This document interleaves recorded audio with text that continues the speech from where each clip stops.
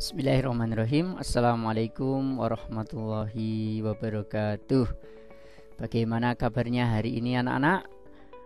Baik, semuanya alhamdulillah dalam keadaan baik ya. Dan kita selalu berdoa, Pak Guru juga mendoakan agar anak-anak semuanya terus dalam keadaan sehat walafiat dan dirahmati oleh Allah, dan juga terus untuk selalu bersemangat belajar meskipun masih belajar dari rumah. Baik anak-anak, sebelum kita mulai pelajaran hari ini, mari kita berdoa dengan membaca basmalah. Bismillahirrahmanirrahim. Baik anak-anak yang dirahmati oleh Allah, hari ini kita akan belajar PAI dengan tema Mari Berperilaku Terpuji. Baik, tujuan pembelajaran hari ini, nanti anak-anak diharapkan setelah kita belajar hari ini, anak-anak bisa menjelaskan manfaat membaca, sikap pantang menyerah, perilaku hemat, dan juga sikap rendah hati dengan benar. Nah, coba anak-anak perhatikan gambar apakah ini? Ini ada teman-teman kita. Nah, yang berpeci itu, yang berkacamata siapa ya namanya ya? Oh, ini Mas Yuda. Kemudian yang berpeci duduk di kursi ini adalah Mas Budi. Nah, kemudian ada juga Mbak Nila. Nah, kemudian di situ ada Bu Guru. Nah, mereka di mana ya ini ya? Nah, ini anak-anak, mereka ini sedang berada di perpustakaan. Tentu anak-anak sudah tahu ya, di sekolah kita juga ada perpustakaan. Besok kalau anak-anak sudah kembali ke sekolah, bisa memanfaatkan perpustakaan untuk membaca. Nah, jadi mereka yang melakukan di sini adalah membaca. Ada ungkapan seperti ini: buku adalah gudang ilmu. Kenapa ya buku disebut gudang ilmu?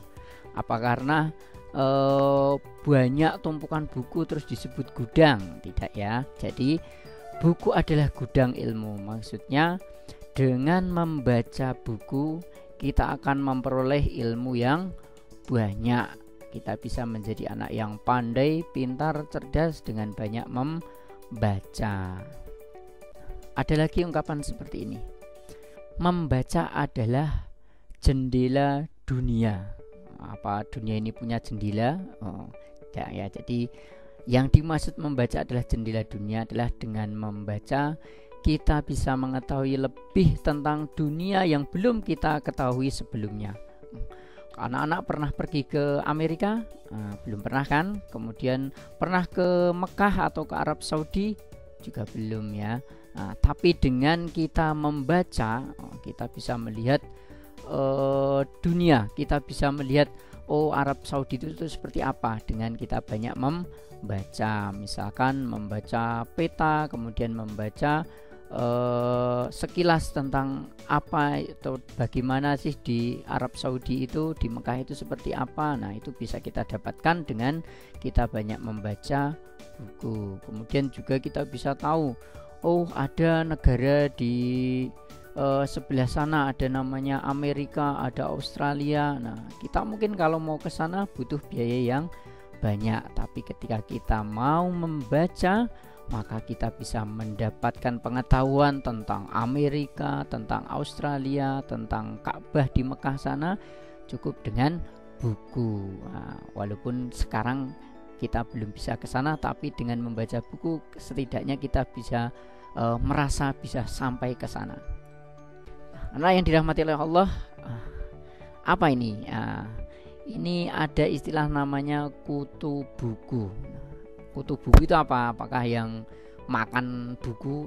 Tidak ya. Jadi kutu buku adalah julukan bagi mereka yang hobi dan suka membaca buku. Jadi kalau anak-anak gemar membaca, anak-anak bisa memberi julukan kepada diri kita sendiri, saya adalah kutu buku. Baik, tadi anak-anak sudah melihat ada yang membaca di perpustakaan, ada di tumpukan buku. Nah, itu kenapa kok kita harus membaca? Ternyata membaca itu punya manfaat yang sangat banyak. Nah, yang pertama, bisa menjadikan kita pintar ya. Kita tidak bisa menjadi pintar tanpa kita belajar, dan salah satu cara belajar adalah kita membaca. Kemudian yang kedua, manfaat membaca adalah menambah pengetahuan dan informasi. Anak-anak dengan membaca nanti anak-anak punya pengetahuan yang luas, bisa tahu informasi, walaupun mungkin bisa dilihat informasi itu bisa dilihat dari televisi, tapi hanya sebatas sekilas saja. Tapi kalau anak-anak membaca buku, anak-anak bisa mendapatkan informasi yang lebih dalam. Kemudian dengan membaca juga akan memperbanyak ide. Kita bisa mendapatkan ide yang bagus, memecahkan suatu masalah ketika kita gemar membaca, ya. Anak-anak misalkan punya suatu masalah, misalkan dalam hal pelajaran, ini belajar matematika misalnya kok sulit sekali. Coba kalau anak-anak gemar membaca, cari di buku, cari di internet, nanti anak-anak bisa mendapatkan ide untuk menyelesaikan soal atau masalah yang anak-anak hadapi dengan ide yang baru, dengan cara yang lebih mudah. Kemudian dengan kita gemar membaca juga akan menjaga kesehatan kita. Kenapa kok bisa dikatakan menjaga kesehatan? Karena membaca itu melatih otak kita, ya, otot dan juga saraf untuk berpikir dan menganalisa. Coba kalau anak-anak nggak pernah baca, ya, pengetahuannya tidak luas, yo otak kita tidak berkembang, ya. Kemudian saraf-saraf yang ada di kepala kita, di otak kita, dan juga otot-otot yang ada di otak itu tidak terangsang untuk berpikir. Tapi kalau anak-anak gemar membaca, maka anak-anak akan selalu berpikir. Jadi kalau ada suatu masalah atau diberikan tugas Pak Guru, diberikan tugas oleh Bapak Ibu Guru, ya, anak-anak dengan sering membaca maka otak akan terlatih sehingga tubuh kita juga menjadi sehat, ya, dan kita bisa mengatasi apa yang kesulitan yang kita hadapi dengan membaca. Jadi badan kita pengen sehat tidak memang harus kita berolahraga, tapi juga membaca bisa menjaga kesehatan otak atau pikiran kita. Kemudian selanjutnya, ini yang penting juga, membaca dapat mengurangi stres, ya. Kalau anak-anak sedang mungkin bunek, ya, pikirannya, sedang memikirkan banyak hal, kita hilangkan rasa stres itu dengan kita membaca. Insya Allah stres atau rasa pusing yang di kepala bisa hilang. Kemudian membaca juga dapat meningkatkan kualitas memori atau ingatan, ya. Kalau kita banyak membaca maka ingatan kita semakin tajam. Kemudian dengan membaca juga akan melatih kita untuk bisa menulis dengan baik, ya. Tidak ada seorang penulis yang bisa menulis menghasilkan karya yang bagus tanpa ia banyak membaca. Kalau kalian bercita-cita menjadi seorang jurnalis atau seorang penulis, ya, maka harus banyak membaca sehingga nanti kalian menghasilkan tulisan yang sangat baik.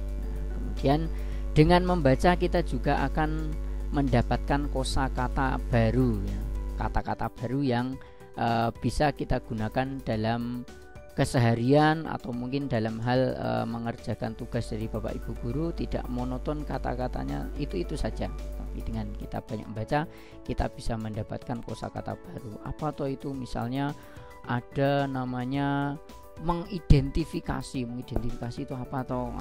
Kemudian kalau anak-anak belajar di PAI misalkan ada bab toharoh. Toharoh itu apa? Toharoh itu artinya bersuci. Kita bisa mendapat banyak kosakata baru dengan kita banyak membaca. Kemudian yang berikutnya, coba anak-anak amati gambar apakah ini, ya. Ini misalnya kita sebut saja ini adalah Budi. Budi itu tiap malam dia bekerja, bukan bekerja, ya. Setiap malam ia belajar, ya, membaca buku, mengerjakan PR. Paginya ia harus berangkat sekolah dan melewati jembatan yang hanya mungkin satu bambu atau satu besi saja gini ya. Kemudian dia harus memegang tali supaya tidak jatuh ke sungai, itu untuk sekolah ya. Lihat juga ini di mana ya? Ini masih di Indonesia. Anak-anak mau pergi ke sekolah saja harus melewati jalan seperti ini, melintasi jembatan yang sudah rusak. Kira-kira kalau kepleset itu nanti jatuh ke sungai apa jadi sekolah atau tidak ya. Ini juga dan ini banyak di Indonesia masih ya. Teman-teman kita yang ada di pedalaman atau mungkin di daerah yang terpencil masih merasakan hal yang seperti ini untuk bisa ke sekolah. Ini juga apalagi ketika musim hujan, banjir. Nah, mereka untuk ke sekolah saja rela harus basah kuyup pakaiannya.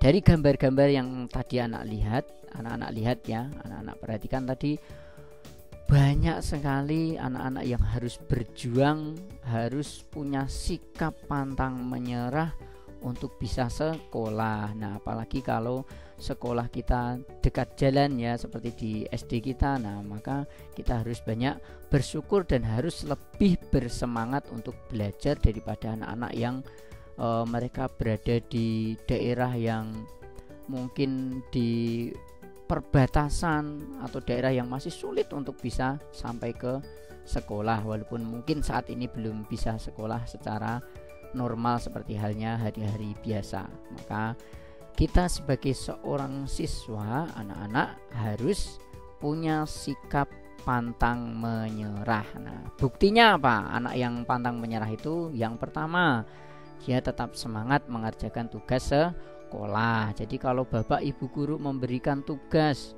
memberikan PR ya, dikerjakan, semangat, meskipun belajarnya banyak bisa dari rumah, tidak bisa ke sekolah. Kemudian anak-anak juga yang namanya anak yang pantang menyerah itu suka bekerja, tidak boleh berdiam diri. Jadi kalau anak-anak punya waktu setelah belajar ya harus menggunakan waktu sebaik mungkin. Misalnya bekerja dengan membantu orang tua membersihkan rumah atau mungkin ikut ke ladang ya. Jangan berdiam diri ngalamun. Nah, itu tidak boleh. Anak yang pantang menyerah itu dia selalu suka bekerja dan tidak suka berdiam diri atau menganggur. Kemudian anak yang pantang menyerah juga tidak mudah putus asa. Kalau mendapatkan tugas yang sulit, dia akan selalu berusaha untuk mencari bagaimana cara mengatasinya. Misalkan mendapat soal, kok ini soalnya sulit sekali. Nah, bisa meminta tolong atau minta bantuan kakak kelas kita untuk mengajari ya. Kemudian minta orang tua kita atau saudara kita ya, tidak terus putus asa. Wah, soalnya angel terus ora gelem garap nika mboten pareng nggih. Nah, kemudian juga ketika sulit, misalnya tadi anak yang pantang menyerah tadi kan tidak putus asa ya. Tadi gambar-gambar anak-anak yang mau ke sekolah harus nyebrangi jembatan yang seperti itu ya, jembatan wis mau rusak, bisa kecemplung kali, banjir harus basah-basahan untuk bisa ke sekolah. Nah, itu adalah bukti mereka tidak putus asa, semangat dan pantang menyerah untuk tetap sekolah. Kemudian bukti anak yang pantang menyerah berikutnya adalah kreatif dan inovatif. Kreatif itu bisa merekayasa atau membuat hal baru dari hal yang sudah ada. Nah, kalau inovatif itu benar-benar menciptakan hal yang baru.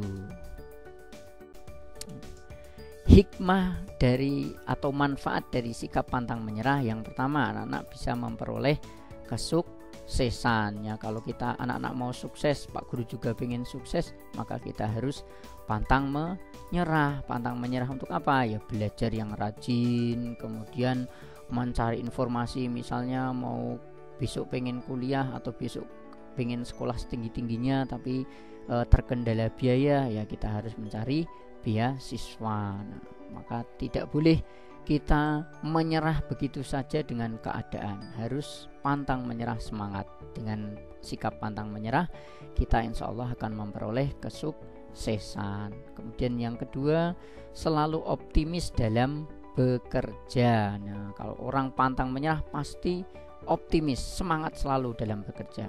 Kemudian menumbuhkan semangat untuk selalu berusaha dan tidak mudah putus asa meski belum berhasil. Ya, misalnya anak-anak sudah berusaha keras belajarnya, ternyata mengerjakan ulangan online kok dapat nilai misalnya kurang dari KKM, tidak putus asa. Kita ulangi lagi ya, belajar lagi, lebih giat lagi. Dengan sikap yang pantang menyerah ini nanti kita bisa mendapatkan hasil yang maksimal. Kemudian mendapat pahala karena ulet melaksanakan ajaran Islam. Coba kalau anak-anak pantang menyerah, misalnya mau mendapatkan air, mau berwudu saja sulit ya. Tapi dengan kita semangat pantang menyerah ya, kita nyari air, mencari air untuk berwudu, atau kalau tidak ada air ya kita kemudian melakukan tayamum, terus pergi ke masjid ya, semangat ke masjid, sholat berjamaah, tentu akan mendapatkan pahala yang sangat besar. Anak-anak perhatikan gambar berikutnya. Tadi kita sudah membahas sikap pantang menyerah, gemar membaca. Sekarang kita akan belajar tema selanjutnya ya, masih di tema mari berperilaku terpuji. Apa yang anak-anak perhatikan di gambar ini? Yang kalian dapatkan apa? Ya, ini adalah gambar padi. Ya. Anak-anak tahu tentu kalau padi itu belum berbuah atau belum masak buahnya, masih ketika masih muda lagi jebrol ya, kalau di sawah namanya lagi jebrol, itu buahnya ngadeg nih. Tapi ketika dia sudah berisi, dia kemudian sudah ada bobotnya, ada biji yang nanti menjadi gabah atau diolah menjadi beras, maka ia menunduk. Nah, apa filosofi yang kita pelajari dari ilmu dari padi ini? Nah, ternyata seharusnya kita semakin berisi itu semakin merunduk. Semakin kita menjadi orang yang pandai atau orang yang cerdas atau mungkin orang yang punya harta yang banyak, kaya, harusnya semakin merunduk, bukan pongah atau sombong ya. Semakin merunduk, melihat ke bawah, jangan melihat ke atas, bersikap rendah hati. Nah, coba gambar siapakah ini ya? Misalnya ini tadi Mas Budi ya, pulang sekolah ada ini orang-orang yang meminta ya, meminta-minta, tapi meminta-minta dalam keadaan butuh, bukan menjadikan pekerjaan ya. Karena dalam Islam meminta-minta kok dijadikan pekerjaan, itu hukumnya haram ya. Nanti di akhirat dia akan bertemu dengan Allah dalam keadaan tidak wajahnya tidak ada dagingnya ya, hanya tulang dan kulit saja. Nah, itu adalah keadaan yang sangat buruk sekali ya.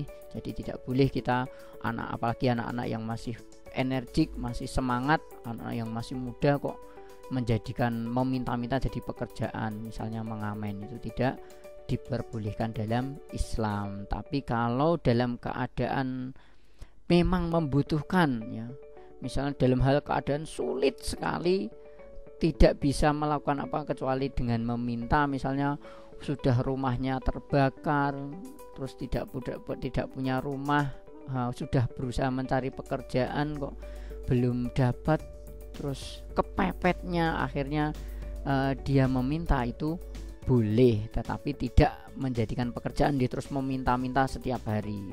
Karena seorang muslim yang baik itu adalah muslim yang kuat, yang rajin bekerja, yang pantang menyerah, dan juga tetap tawadhu ya. Nah, ini adalah yang mau kita pelajari, sikap tawadhunya ya. Ini Budi ini ketika dia dalam keadaan punya uang yang lebih ya, dia memberikan bantuan kepada orang yang membutuhkan. tawadhu atau sikap rendah hati itu lawan katanya adalah takabur atau sombong. Nah, sombong itu sama dengan takabur. Kalau tawadhu itu artinya rendah hati, bukan rendah diri ya, berbeda. Karena rendah hati itu sikap yang baik, tapi kalau rendah diri itu sikap yang buruk. Orang yang tawadhu itu hidupnya sederhana, kemudian menjauhi sikap sombong, dan ketika ia berbuat atau beramal, ia akan melakukannya dengan ikhlas, tanpa kenal waktu, tidak karena ingin dilihat orang atau karena ingin dipuji. Dan ciri-ciri orang yang tawadhu atau rendah hati itu apa saja?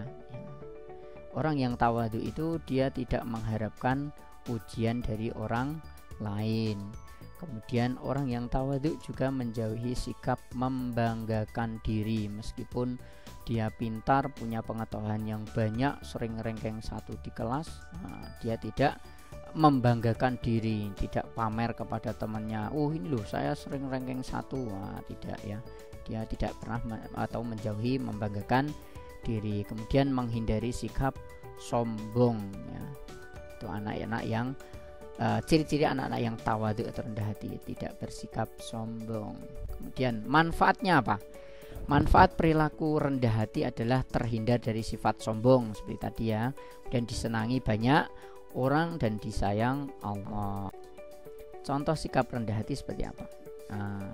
Contoh bersikap rendah hati adalah menyapa dan mengucapkan salam terlebih dahulu ketika bertemu orang lain. Dan Islam, agama kita itu mengajarkan kita untuk ketika kita bertemu dengan orang lain, kita selain ya bersalaman, kalau sekarang mungkin bersalaman dihindari dulu ya, karena kita menjauhi kita waspada terhadap virus corona. Tapi kalau aman, kita sering bertemu orangnya, kemudian tidak pernah lalu lalang ke kota, mungkin tidak apa-apa ya anak-anak bersalaman dengan teman kita atau saudara kita atau orang yang lebih tua dari kita, kemudian kita mengucapkan salamnya assalamualaikum, karena itu adalah ucapan doa ya. Jadi salam itu adalah ucapan doa yang diajarkan oleh agama kita.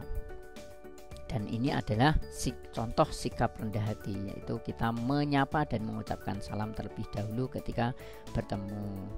Kemudian menghargai orang lain dan tidak suka menghina. Kemudian tidak memamerkan kepintaran atau kekayaan harta ya, meskipun tadi seperti Pak Guru sudah jelaskan punya menjadi bintang kelas atau punya harta yang banyak, jadi orang kaya di kampung, tidak boleh kita bersikap sombong ya. Anak yang rendah hati maka dia tidak memamerkan kepintarannya atau memamerkan harta benda yang ia miliki. Kemudian orang yang rendah hati, anak-anak yang rendah hati itu juga suka menolong dan memberi kepada orang lain, dan tidak membeda-bedakan atau pilih kasih dalam berteman. Kemudian bersikap tenang dan juga sederhana. Baik, selanjutnya kita belajar hemat. Yuk kita hemat air. Ini anak-anak perhatikan gambar siapa ini ya. Misalnya ini adalah gambar Yuda. Nah, dia sedang menggunakan air, tapi boros enggak ini ya? Airnya ya. Ketika kita menggunakan air maka kita harus berhemat. Kalau musim hujan mungkin banyak air ya, tapi kalau musim kemarau kita bisa merasakan sulitnya untuk mendapatkan air. Maka saat kemarau maupun saat musim hujan harusnya kita tetap bersikap hemat. Nah, perhatikan gambar ini. Ini gambar koin, ada mungkin celengan sederhana bentuk toplesnya. Ada House Medical Pension College and Vacation ya.